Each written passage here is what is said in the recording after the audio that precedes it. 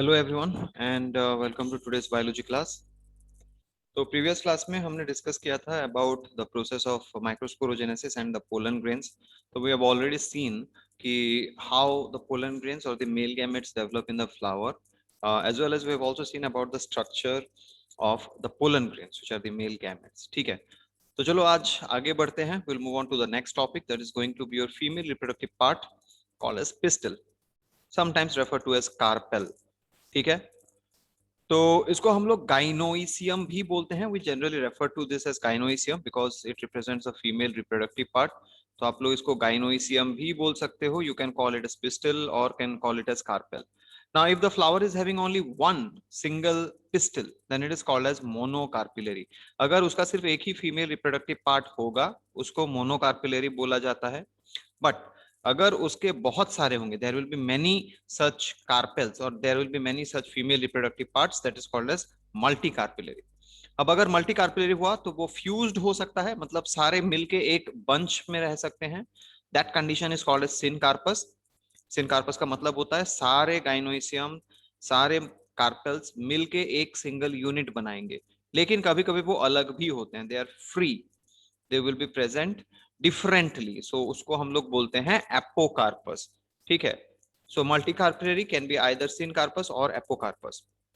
Now यहाँ पे आप लोग देख सकते हो, this is a very typical structure of the female reproductive part called as pistil in this diagram. इसमें तीन चीजें होते हैं। क्या होता है? एक ओवेरी होता है, एक स्टाइल होता है, एक स्टिग्मा होता है। सो ये जो टिप पार्ट है, this tip part that you are looking at is called as stigma. Now this is actually an exposed part of the flower. ये फ्लावर का exposed part है। अगर आपने हेबिस्कस देखा है तो ये चीज आपको दिख जाएगा, ब्राइट रेड कलर का होता है and it is expose so that it can receive the pollen grains. तो ये क्या होता है? ये एक रिसेप्टिव सरफेस होता है फॉर द पोलन ग्रेन्स। ठीक है, then you have this long stem like structure which is called as the style. इसको हम लोग स्टाइल बोलते हैं। So this is actually a tube that connects the ovary and the stigma. इसका कोई ज्यादा फंक्शन नहीं है, बेसिकली ये कनेक्टिव स्ट्रक्चर है between the stigma which is a receptor of the pollen grain and the ovary which contains the female gamete in the ovule. ठीक है, तो इन दोनों का कनेक्टिंग स्ट्रक्चर है। And yes, the pollen tube passes through this structure called as style. At the bottom of it you will have the ovary. This is the main female reproductive part जिसके अंदर छोटे छोटे chambers होते हैं। Now these chambers are called as ovarian cavity or locules. ठीक है, so enclosed within these locules is the ovule called as megasporangium and it is covered by a cushioning like structure which is called as placenta. ठीक है, तो इसी ovary के अंदर यहाँ पे आप देखोगे, इसके अंदर at this point there will be the ovule here. Now this ovule is the megasporangium, the female reproductive unit which is called as megasporangium. Students, मैंने पहले भी आपको बताया था, micro will refer to the male and mega will refer to the female. तो megasporangium, this is the female reproductive unit. Ovule, which is basically present within the ovary. So these are the three distinct parts of the female reproductive part, that is the stigma, style and ovary. Now let's look at a little details about this. ये तो हमने थोड़ी देर पहले देख ही लिया है। Now ये दो यूनिट्स हैं, यहाँ पे एग्जांपल्स दिया हुआ है, as you can see here there are examples mentioned. तो कभी कभी सारे कार्पल्स फ्यूज हो जाते हैं as seen in this condition called as syncarpus. और इसका कॉमन एग्जांपल होता है सिनकार्पस का papaver, papaver somniferum. This is a plant from which drug is extracted. We'll discuss that in another chapter, that is adolescence. Now another example is given here. This example of is of Michelia. ये वाला आप देख सकते हो, यहाँ पे सारे carpals अलग अलग हैं. As you can see here, all of them are separate. None of them are joined together to form a single unit. तो इसको हम लोग बोलते हैं मल्टी कार्पिलरी. एग्जाम्पल है मिशीलिया और सिनकार्पस एग्जाम्पल है that is papaver. So apocarpus, multicarpillary, Michelia, apocarpus, syncarpus, sorry, multicarpillary, syncarpus, papaver. Now on the other side, on your left hand side, this is the internal structure of the ovule. अब ovule में होता क्या है, ovary के अंदर होता क्या है, female reproductive part के अंदर होता क्या है. So this total structure, as you can see, this forms the central part of your female reproductive system. In the very centre, उसके पूरे कंप्लीट सेंटर में आपको एम्ब्रियो सैक देखने को मिलेगा, जिसको हम लोग ओव्यूल भी टर्म करते हैं।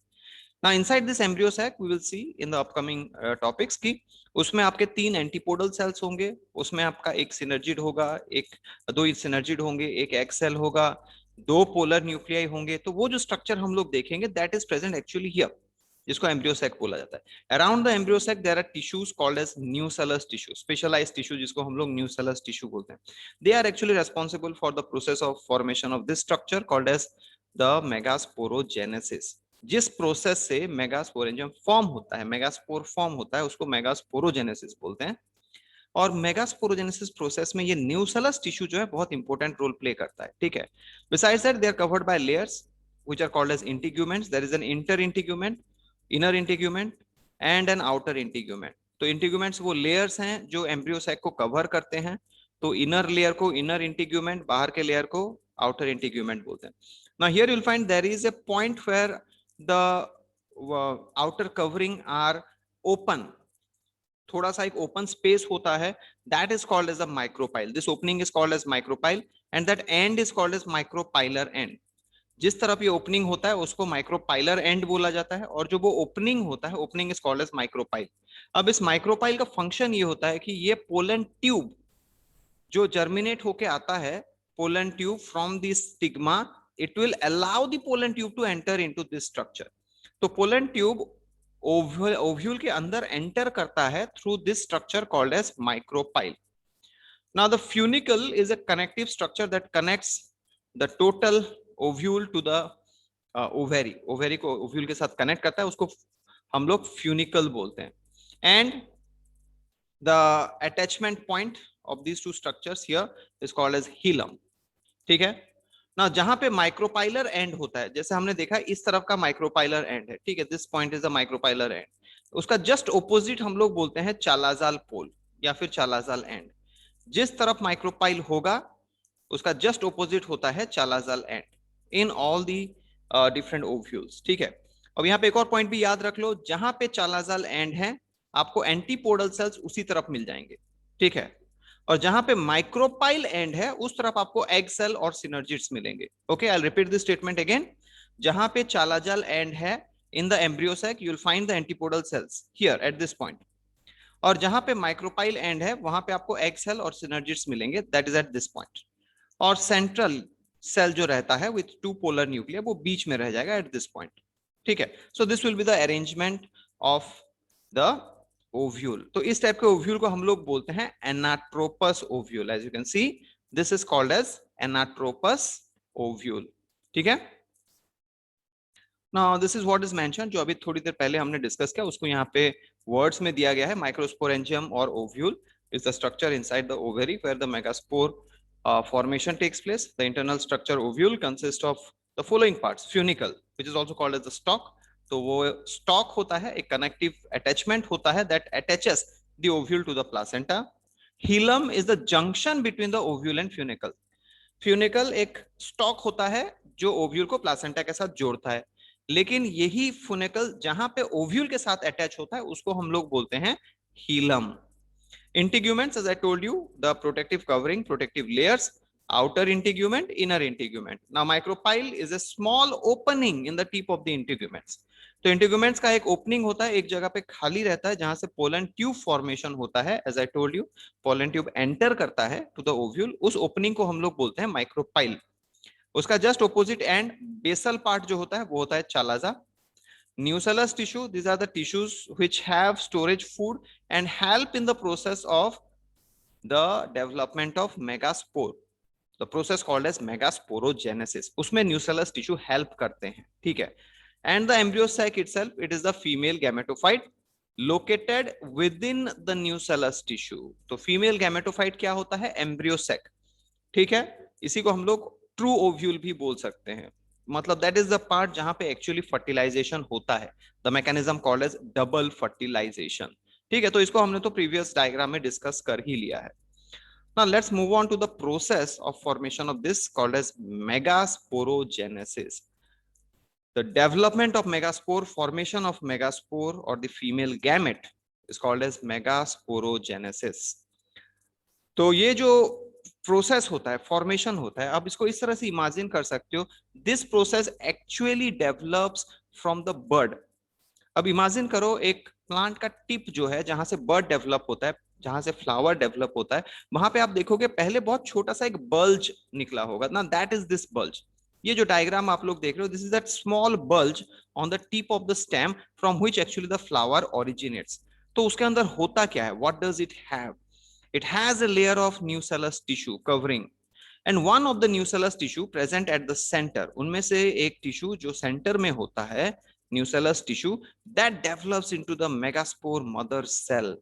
अब ये वो सेल है जिससे मेगास्पोर प्रोड्यूस होगा, इसीलिए इसका नाम पड़ गया megaspore mother cell. Remember students, megaspore mother cell is nothing but an enlarged modified nucellus cell. ठीक है, इसका भी वही होता है, एक ऊपर का एंड होता है माइक्रोपाइल, नीचे का एंड जो होगा उसको चालाजाल हम लोग बोलेंगे।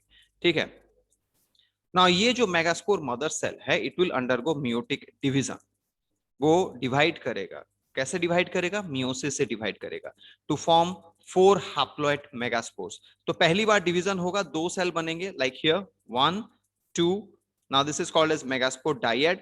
अब ये फिर से डिवाइड करेगा, 2 से 4 सेल बन जाएगा, 1, then you have 2, then you have 3 and then you have 4। 4 mother cells बन जाएंगे, जिसको हम लोग बोलते हैं अभी megaspore tetrad. Now remember students, ये मियोटिक डिवीजन है। तो जब न्यूसेलस टिश्यू डिवाइड हुआ था, इसका क्रोमोसोम नंबर था 2n, लेकिन डिवाइड होने के बाद ये जो नए सेल्स बने, मेगास्पोर टेट्राड सेल्स बने, उनका क्रोमोसोम नंबर हो गया अभी n। They have only half the number of chromosomes as their parent. ठीक है, so here it is mentioned, ovule differentiates to form megaspore mother cell, MMC, generally called as the megaspore mother cell undergoes meiosis to produce 4 haploid megaspores, also termed as megaspore tetrad। इतना दूर तक बहुत clear है, कुछ ज्यादा समझने को है नहीं। ठीक है, मियोटिक डिवीजन हुआ, डिप्लॉयड मेगास्पोर मदर सेल 2 बार डिवाइड किया, मियोसिस 1 देन मियोसिस 2, और उससे 4 सेल्स बने which are haploid called as megaspore tetrads. Now from here the change occurs. इसके बाद क्या होगा, इनमें से 3 सेल्स डिस्ट्रॉय हो जाएंगे। Out of this 4 cells 3 will destroy, and the only single cell which is present towards the base, base की तरफ जो एक सेल है, सिर्फ यही रिमेनिंग रह जाएगा। This will only remain, the rest of them will degenerate. Now this single cell will develop into the female megaspore। तो एक ही सिंगल मेगास्पोर डेवलप करेगा एम्ब्रियो सैक में, it develops into embryo sac, and that is the reason this is called as monosporic development। तो I'll just read out this statement, फिर से मैं बता देता हूं, ये जो 4 आपके मेगास्पोर थे, इनमें से 3 डिस्ट्रॉय हो जाएंगे, एक ही रह जाएगा, और जो रह जाएगा वही डेवलप करेगा into the embryo sac, that will develop into the embryo sac. ठीक है, so one of these megaspore develops into the female gametophyte, the other megaspores degenerate, only the basal megaspore remains functional and develops into the female gametophyte, which is the embryo sac। This process of formation of embryo sac from a single megaspore, एक single megaspore से ये आपका embryo sac develop हो रहा है, बाकी 3 destroy हो जा रहे हैं, ये तीनों डिस्ट्रॉय हो जाएंगे, तो रह जाता है एक ही। सो ये एक सेल, एक मेगास्पोर जब आपका एम्ब्रियो सैक बनाता है, इस टाइप के डेवलपमेंट को हम लोग बोलते हैं मोनोस्पोरिक डेवलपमेंट। ओके, तो चलो इसको डिटेल्स में देख लेते हैं कैसे होता है। अब हम लोग स्टार्ट करेंगे इस सिंगल सेल से। ठीक है, बाकी सबको भूल जाओ, अब ये जो सिंगल सेल है मेगास्पोर, इस पे कॉन्सेंट्रेट करो। I will move on to the next slide so that you can understand this topic। here this is the divisional stages that occur after that। तो ये वो सिंगल मेगास्पोर सेल है जो रह गया था ना। ये जो सिंगल मेगास्पोर सेल है, ये माइटोटिक डिवीजन करेगा, बट यहाँ पे एक चेंज है, यहाँ पे एक चीज है कि ये न्यूक्लियस तो डिवाइड करेगा, लेकिन साइटोप्लाज्म डिवाइड नहीं करेगा, it will not divide the cytoplasm. So 3 consecutive आपके न्यूक्लियर डिविजन्स होंगे। तो पहली बार डिवाइड करेगा, 1 से 2 न्यूक्लियस बनेगा, दूसरी बार डिवाइड करेगा 2 से 4 न्यूक्लियस, तीसरी बार डिवाइड करेगा 4 से 8 न्यूक्लियस। ठीक है, again I am repeating this point, students understand very carefully. जो मेगास्पोर रह गया था, only single megaspore which was remaining, now it will undergo repetitive nuclear division. ठीक है, 3 कॉन्जिक्यूटिव न्यूक्लियर डिवीजन होंगे। पहला न्यूक्लियर डिवीजन होगा जिससे 2 न्यूक्लियस बनेंगे, फिर डिवाइड होंगे, 2 से 4 बनेंगे, फिर डिवाइड होगा, 4 से 8 बनेगा। There will be 8 nucleated stage finally. ना out of this 8 nucleated stage, उसके बाद क्या होगा, ये 8 न्यूक्लियस रीअरेंज होंगे, they will rearrange themselves. 3 of them will move towards the Chalazal end, forming the antipodals. 3 of them will move towards the micropylar end, forming one egg cell and 2 synergids. And the remaining 2 nucleus will remain at the center, forming the central cell. The nucleus are called as polar nuclei. तो हमारे पास 8 nucleus थे। ये जो 3 consecutive division हुआ, nuclear division हुआ, उसके बाद हमारे पास 8 न्यूक्लियस थे। और उन 8 न्यूक्लियस का क्या हुआ, अब ये रीअरेंज हो जाएंगे। कैसे रीअरेंज होंगे, 3 चालाजा लैंड की तरफ चले जाएंगे, फॉर्मिंग एंटीपोडल्स। 3 माइक्रोपाइलर एंड की तरफ चले जाएंगे, फॉर्मिंग 2 सिनर्जिड्स एंड 1 एक्सेल। और 2 न्यूक्लियस बाकी जो रह जाएंगे वो सेंटर में लोकेट होंगे, forming the central cell with 2 distinct polar nuclei. ठीक है, तो जैसे ही ये कंप्लीट हो जाएगा, जैसे ये मैच्योर कर जाएगा structure, you will have a structure like this which is a true embryo sac, mature embryo sac। ठीक है, इस डायग्राम में थोड़ा कंफ्यूजन है स्टूडेंट्स। ये देखो, ये जो चालाजाल एंड यहाँ दिया हुआ है, इस डायग्राम में ऊपर की तरफ चला गया। यहाँ पे ये जो माइक्रोपाइलर एंड दिया हुआ है, ये इस तरफ चला है, तो ये अपसाइड डाउन दिया है। तो this diagram is upside down in this diagram, so do not get confused here. यहाँ पे थोड़ा कंफ्यूज आप लोग हो सकते हो, just avoid it. This chalazal end represented here, this micropylar end represented here. Okay, so अब क्या होगा, जब ये मैच्योर कर जाएंगे तो ये न्यूक्लियस अपना अपना एक मेम्ब्रेन डेवलप करेंगे, cell wall will develop around them. So at the chalazal end, we'll have 3 distinct cells called as antipodal. Towards the micropylar end, we'll have 2 synergids which are supporting the single egg cell. तो 2 synergid एक egg cell बन जाएगा। बीच में एक central cell बनेगा। Cytoplasm तो एक ही होगा, लेकिन उसमें 2 polar nuclei होंगे, 2 polar nuclei. So at the end, you will find you will develop an embryo sac which is having actually 8 nucleus but only 7 cell. 3 antipodal, 2 synergid, 1 egg cell, 1 polar central cell। तो 7 cell हैं लेकिन 8 nucleus है, क्योंकि आपके central cell में 2 nucleus होते हैं। So this is the development of the megaspore, the process called as megasporogenesis. Now उसी चीज को हमने यहाँ पे लिख दिया है, we have written it down in the form of the notes, you can just please take it down। the following changes lead to the monosporic development। कैसे होगा, the nucleus undergoes mitotic division। तो पहले 2 nucleated embryo sac होगा, which will again divide to form 4 nucleated embryo sac, again divide to form 8 nucleated embryo sac। now once the 8 nucleated embryo sac is formed, cell wall formation takes place। उनमें cell wall form होगा। Nucleus 8 nucleus बन जाने के बाद वो nucleus rearrange होंगे, cell wall बनेगा। और मैच्योर एम्ब्रियो जो होता है, it will be 7 cell but 8 nucleated stage. 7 cells होंगे लेकिन 8 न्यूक्लियस होंगे। The egg apparatus which remains towards the micropylar end will consist of 2 synergids and 1 egg cell। तो ये एक egg cell और 2 synergid, इसको हम लोग बोलते हैं egg apparatus। एंटीपोडल सेल्स 3 होंगे, they will be present towards the chalazal end। And बीच में एक ही सेल रह जाएगा called as central cell having 2 polar nuclei। So this is how the maturation of the megaspore takes place, the process called as megasporogenesis। Okay students, so this is about the development of the female gamete। so हमने male gamete female gamete का formation देख लिया। उसके बाद हम लोग move on करेंगे to the process of transfer of gametes, that is pollination। so in the next class we will discuss about the topic of pollination। Thank you everyone।